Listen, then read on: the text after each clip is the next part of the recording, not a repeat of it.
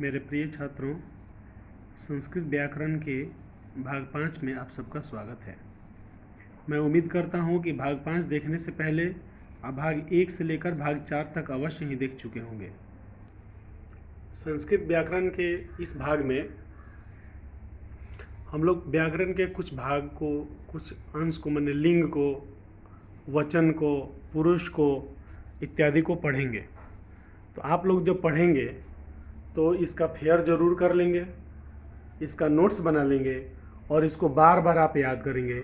बार बार इस वीडियो को देखेंगे तो आपको स्मरण में आ जाएगा। आइए अब शुरू करते हैं। हम जानते हैं कि संस्कृत में 3 लिंग होते हैं। नहीं जानते होंगे तो याद करिएगा, संस्कृत में 3 लिंग होते हैं। क्या आप बता सकते हैं कि हिंदी में कितने लिंग होते हैं? हिंदी में 2 लिंग होते हैं, केवल पुल्लिंग और स्त्रीलिंग। किंतु इंग्लिश में 4 लिंग होते हैं। फिलहाल हमें संस्कृत पढ़ना है तो हम लोग संस्कृत में पढ़ेंगे। संस्कृत में 3 लिंग होते हैं। सबसे पहला लिंग है पुल्लिंग।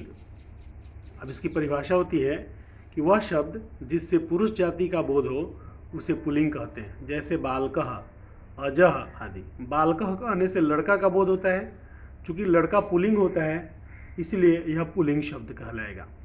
अजः मने बकरा का बोध होता है, यह पुल्लिंग है इसलिए यह पुल्लिंग कहलाएगा। स्त्रीलिंग, वह शब्द जिससे स्त्री जाति का बोध हो उसे स्त्रीलिंग कहते हैं। जैसे बालिका, अजा आदि।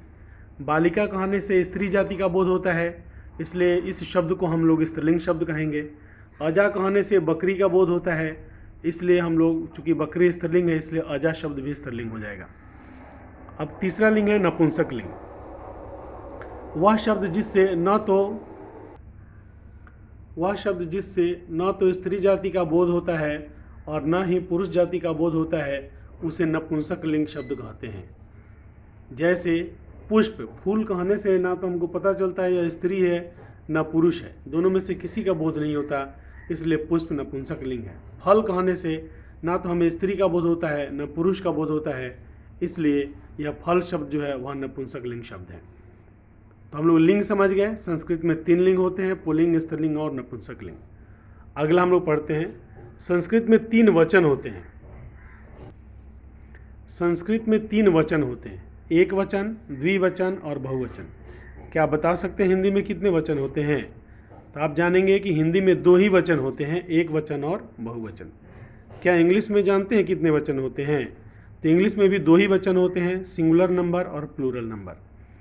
किंतु हम लोग अभी संस्कृत पढ़ रहे हैं तो संस्कृत में हम लोग आते हैं।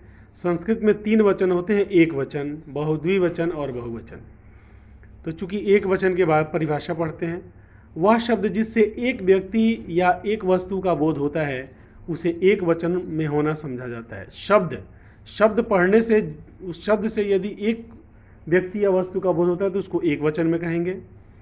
जैसे बालकः कहने से एक लड़का का बोध होता है इसलिए कहेंगे यह शब्द एक वचन में है। लता कहने से एक लता का, लड़की का बोध होता है इसलिए कहेंगे कि यह एक वचन में शब्द है। द्विवचन, वह शब्द जिससे 2 व्यक्ति या 2 वस्तु का बोध होता है उसे द्विवचन में होना समझा जाता है, चाहे उस शब्द को द्विवचन कहते हैं। जैसे बालकौ से होता है 2 बालक, 2 लड़के का बोध होता है इसलिए यह द्विवचन है। लते का मतलब 2 लता है तो इसलिए इसे द्विवचन का बोध होता है तो यह द्विवचन शब्द है।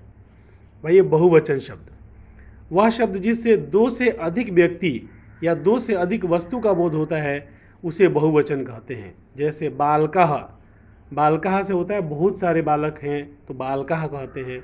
लताः, बहुत सारे लता हैं तो लताः कहेंगे। इससे अनेक का बोध होता है इसलिए इन शब्दों को बहुवचन में होना समझा जाता है। तो इस प्रकार संस्कृत में 3 वचन होते हैं, एक वचन, द्विवचन और बहुवचन। इसका नोट्स बना लेंगे, फेयर कर लेंगे, याद करेंगे। अब हम लोग आते हैं पुरुष। संस्कृत में 3 पुरुष होते हैं, हिंदी में भी 3 पुरुष होते हैं, इंग्लिश में भी 3 पुरुष होते हैं। अब आइए प्रथम पुरुष, मध्यम पुरुष और उत्तम पुरुष, 3 पुरुष होते हैं। तो प्रथम पुरुष के बारे में हम लोग पढ़ते हैं। पुरुष की जानकारी हमको यह बताती है कि यह जो बात है, वह जो शब्द है वह किसके लिए कहा गया है। तो हम लोग देखेंगे कि प्रथम पुरुष में जो शब्द आते हैं वह किसके लिए कहा जाता है। बातचीत के दौरान बोलने वाला व्यक्ति जिन शब्दों का प्रयोग न तो अपने लिए करता है और न ही सुनने वाले के लिए करता है, जबकि वह किसी और के लिए करता है। उन शब्दों को प्रथम पुरुष में होना समझा जाता है। जैसे वह, दो आदमी बातचीत कर रहे हैं, बोलने वाला आदमी कहता है देखो वह बहुत अच्छा लड़का है, तो वह शब्द का जो उसने इस्तेमाल किया वह ना तो अपने लिए किया ना सुनने वाले के लिए किया, जबकि वह किसी और के लिए इस्तेमाल किया। तो उस शब्द को जो किसी और के लिए इस्तेमाल होता है वह शब्द का संबंध ना तो बोलने वाले से है और ना ही सुनने वाले से है। तो इस परिस्थिति में उस शब्द को प्रथम पुरुष में होना समझा जाता है संस्कृत के अंदर। इसका आ गया मोहन। मोहन बहुत तेज है, ऐसा हमने इस्तेमाल किया। तो बोलने वाला बोला तो ना तो वह अपने लिए बोल रहा है ना सुनने वाले को कह रहा है, यह किसी और को कह रहा है, इसलिए यह शब्द प्रथम पुरुष में आएगा। अब मध्यम पुरुष। बातचीत में बोलने वाला व्यक्ति जिन शब्दों का प्रयोग सुनने वाले के लिए करता है उन्हें मध्यम पुरुष में होना समझा जाता है। जैसे तुम, तुम दोनों, तुम लोग। तो तुम का संस्कृत होता है त्वम, तुम दोनों का युवाम, तुम लोग का यूयम। इसका मतलब मध्यम पुरुष में तीन ही शब्द होते हैं, त्वम, युवाम, यूयम।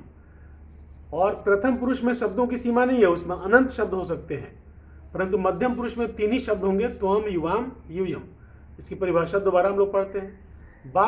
बातचीत में बोलने वाला व्यक्ति जिन शब्दों का प्रयोग सुनने वाले के लिए करता है उन्हें मध्यम पुरुष में होना समझा जाता है। जैसे तुम, तुम दोनों, तुम लोग। त्वम, युवाम, यूयम। मध्यम पुरुष में तीन ही शब्द होते हैं, प्रथम पुरुष में अनेक शब्द होते हैं। अब आते हैं हम लोग उत्तम पुरुष में। जैसे मध्यम पुरुष में कोई बोलने वाला व्यक्ति कहता है देखो तुम बहुत अच्छे लड़के हो, तो इसका मतलब क्या हुआ, उसने तुम शब्द का इस्तेमाल किया, तो जिसको कह रहा है वो बात को सुन रहा है। तो बोलने वाला सुनने वाले के लिए कहता है तुम बहुत अच्छे लड़के हो, तो इसलिए तुम हो गया मध्यम पुरुष। अब आते हैं हम लोग उत्तम पुरुष में। बातचीत में बोलने वाला व्यक्ति जिन शब्दों का प्रयोग अपने लिए करता है उन्हें उत्तम पुरुष में होना समझा जाता है। अपने लिए करता है, जैसे कहेगा कि मैं बहुत तेज हूं, तो उसने जिस वाक्य में मैं शब्द का जो इस्तेमाल किया, तो मैं किसके लिए इस्तेमाल किया जी, तो वह अपने लिए इस्तेमाल किया, इसलिए वह उत्तम पुरुष में है। तो उत्तम पुरुष में तीन ही शब्द होते हैं, मैं, हम दोनों, हम लोग। तो मैं का संस्कृत होता है अहम, हम दोनों का होता है आवाम और हम लोग का होता है वयम।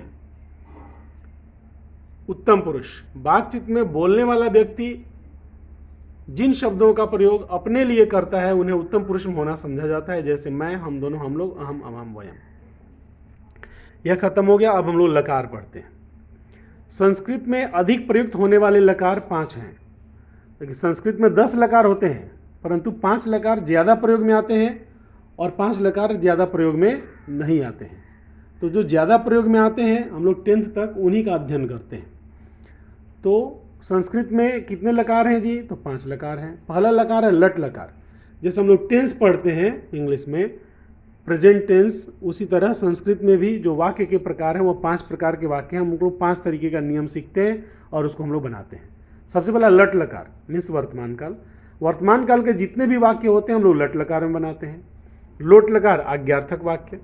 आज्ञार्थक वाक्य का मतलब जिस वाक्य से आज्ञा दिया जा रहा हो या आज्ञा लिया जा रहा हो। जैसे शिक्षक बच्चों से कहता है खड़े हो जाओ, तो खड़े हो जाओ जो वाक्य उसने कहा वो आज्ञार्थक है। एक गिलास पानी लाओ, वो आज्ञार्थक है। आज्ञा लेना भी होता है, जैसे सर मैं पढ़ूं, तो उस वाक्य में आज्ञा ले रहा है। तो आज्ञा देना हो या आज्ञा लेना हो तो इसमें लोट लकार का प्रयोग किया जाता है। लंग लकार भूतकाल का वाक्य, जिस वाक्य के अंत में था, थी, थे लगा होता है वह भूतकाल का वाक्य है, उसका संस्कृत बनाते समय लंग लकार के नियम का प्रयोग करेंगे। चौथा है विधिंग लकार चाहिए। चाहिए का मतलब जिस वाक्य के अंत में चाहिए, तुम्हें सोना चाहिए, तुम्हें खाना चाहिए, तुम्हें दौड़ना चाहिए, इस प्रकार के जो वाक्य आते हैं तो उनका अनुवाद हम लोग विधिलिंग लकार में करते हैं। पांचवा लिट लकार भविष्यत काल। भविष्यत काल का मतलब ऐसा वाक्य जिसके अंत में गा गे गी रहता है, जैसे वह जाएगा, वह खाएगा, वह सोएगा, वह दौड़ेगा, वह पढ़ेगा। तो इस प्रकार के वाक्य भविष्यत काल के होते हैं। इसमें लिट लकार के नियम का प्रयोग किया जाता है। आप लोगों ने यह वीडियो देखा, इसका मतलब आप अपने पढ़ाई के प्रति बहुत संवेदनशील है और आप अपना पढ़ाई बढ़ाना चाहते हैं। आप यह भी चाहते होंगे कि आपके अगल बगल के छात्र भी बढ़िया से पढ़ाई कर लें, इसलिए उन लोगों को भी यह वीडियो सब्सक्राइब कराएं और उसके बगल में दिए गए बेल के आइकन को अवश्य दबाएं। हम आपके पढ़ाई के लिए टेक्स्ट बुक का रीडिंग कराते हैं, क्योंकि बोर्ड में टेक्स्ट बुक से ही सारे प्रश्न पूछे जाते हैं। टेक्स्ट बुक की रीडिंग कराते हैं, उस पर नोट्स बनाते हैं, उस पर फेयर कराते हैं और उसमें दिए गए सभी प्रश्नों का जवाब देते हैं। यदि आप टेक्स्ट बुक की तैयारी करते हैं तो बोर्ड में किसी अन्य बुक की तैयारी करने जरूरी नहीं है, उसी से बहुत अच्छा नंबर आप प्राप्त कर सकते हैं। इसलिए आप लोगों को यह वीडियो देखने के लिए बहुत बहुत धन्यवाद और खुद सब्सक्राइब करें और दूसरों से भी सब्सक्राइब कराएं। पुनः आपको धन्यवाद।